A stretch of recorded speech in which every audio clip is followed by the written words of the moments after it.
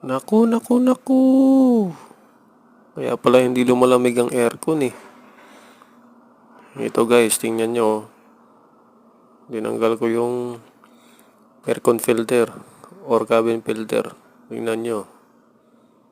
Kung bakit hindi lumalamig ang aircon nyo. Tingnan nyo. Surprise. Yan. Huwag na huwag yung kakalimutang magpalit ng aircon filter. Or huwag kayo magtipid. Mura lang yan. Magkano lang yan. Hindi kayo magpapalit niyan. Hindi lang kayo mawawala ng lamig ng sasakyan. Marami pang sisirain. Pwedeng masira yung mga valve sa mga hoses or compressor.